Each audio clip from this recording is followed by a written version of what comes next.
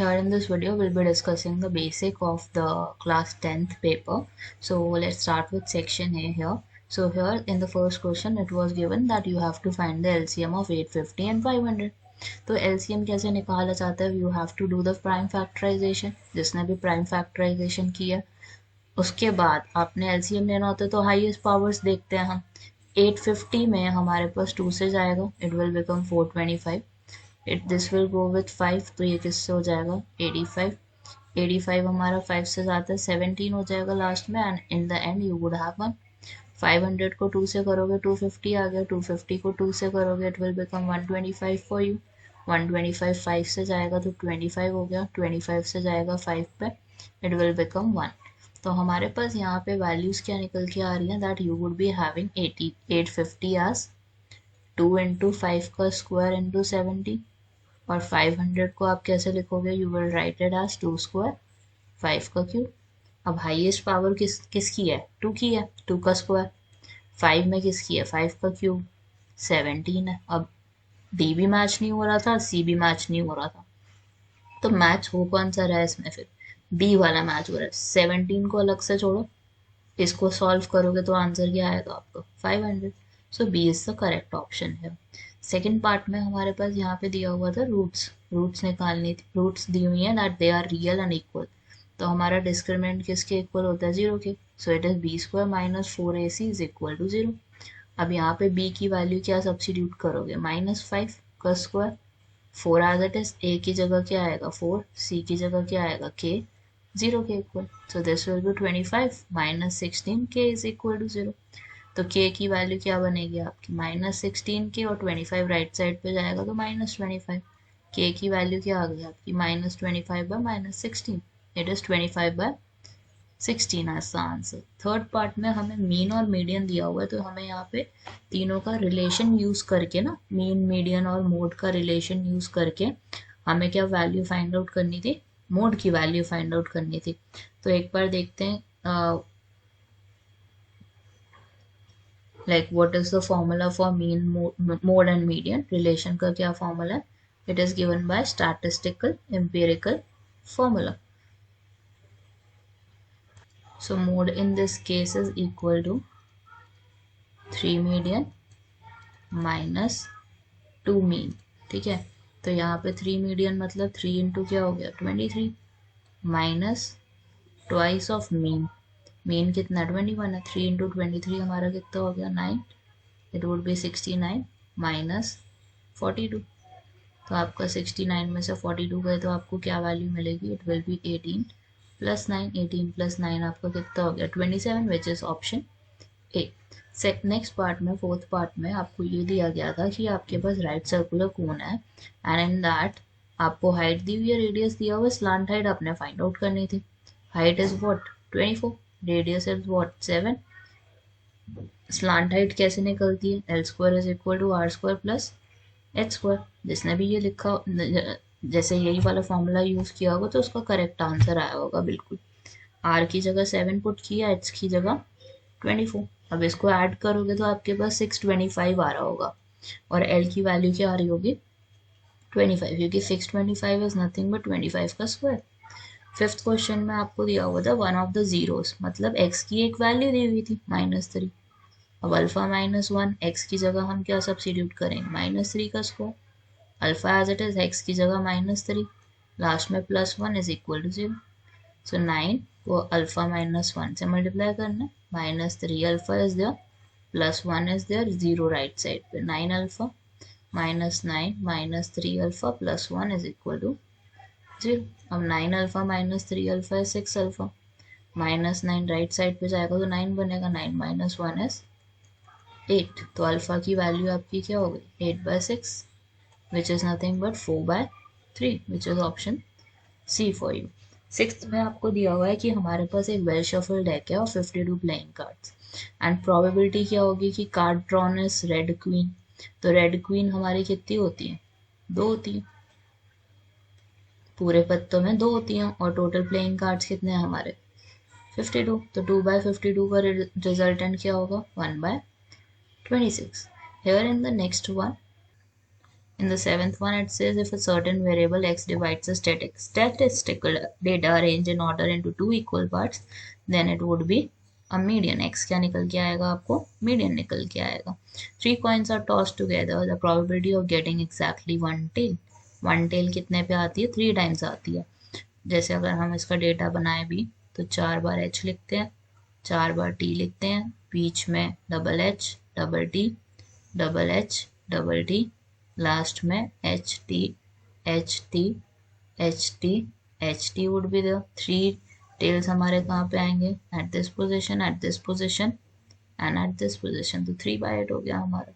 Ninth में sine theta आपको 1/3 दिया हुआ था, तो इसके लिए हम ट्राइंगल क्रिएट कर सकते थे. और साइन किसके इक्वल होता है?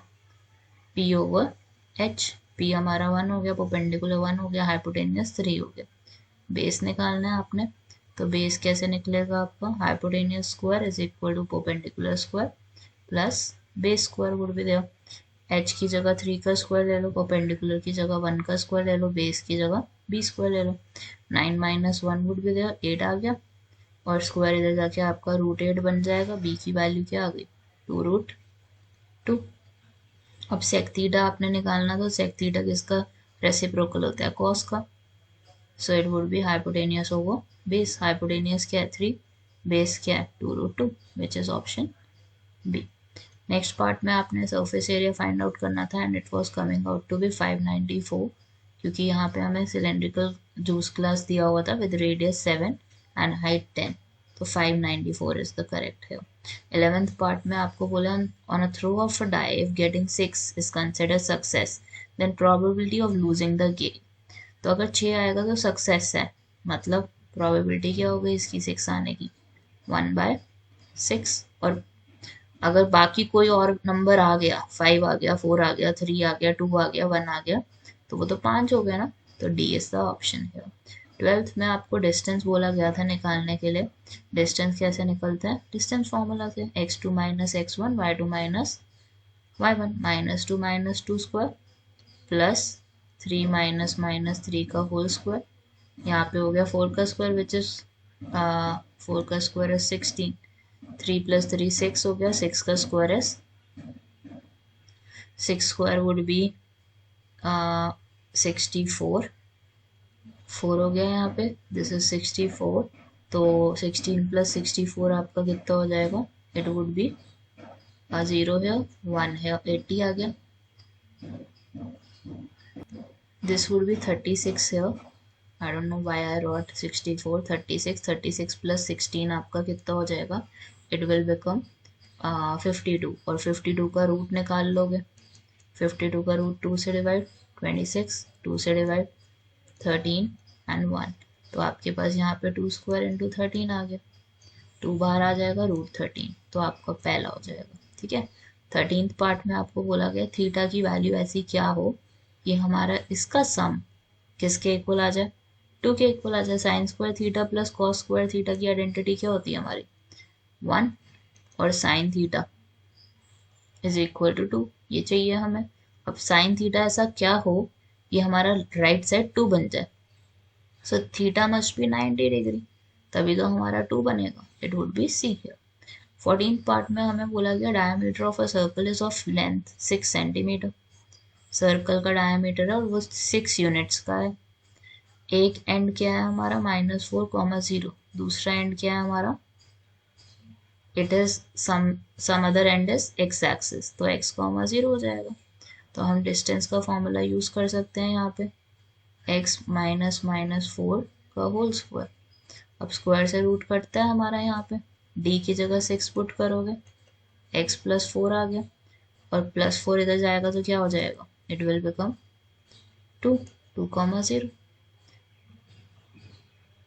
In the 15th one, you need to find the value for k and we have to ensure that they don't have solution.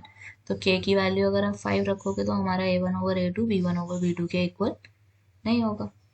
16th case में हमें बोला गया for what value of k the product of zeros of the polynomial is 2.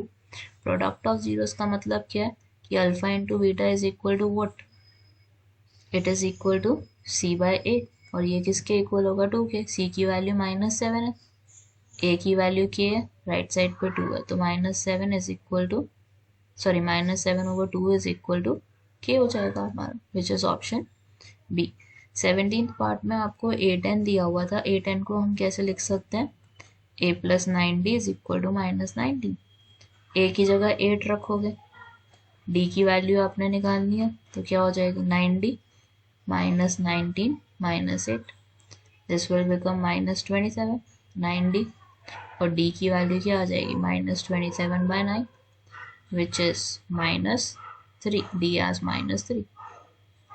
18th part में आपको बोला हुआ mid point निकालो, तो मिड पॉइंट हमारा निकलता कैसे, x1 + x2 divided by 2।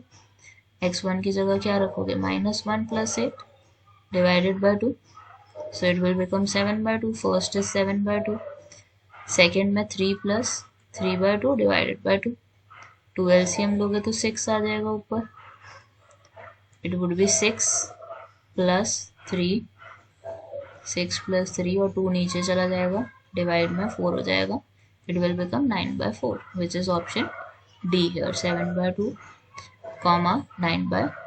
For 19 part says assertion is there, assertion में हमारा क्या होता है, साइक्लिक क्वाड्रिलेटरल उन्होंने बोला हुआ कि फॉर्म कर जाएगा अगर हमारे दो टेंजेंट्स ड्रॉन किए जाएंगे from an external point, it would be forming a cyclic quadrilateral, this is true. अब साइक्लिक क्वाड्रिलेटरल में ऑपोजिट एंगल्स इक्वल नहीं होते, they are 180 degree, so this would be C, कि असर्शन तो हमारा ट्रू हो गया, रीजन हमारा फॉल्स हो गया। 20th में आपको बोला जीरोस जो हैं हमारे पॉलिनॉमियल के, वो -1 और 3 आएंगे, चेक कर सकते हैं हम मिडिल टर्म स्प्लिटिंग करके।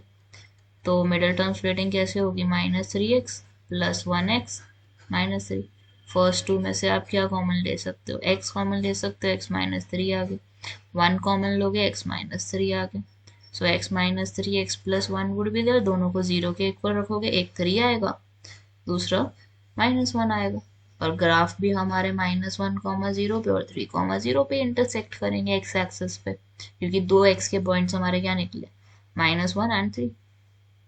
So that is all about section A for basic paper. We'll be discussing the standard one in the next video.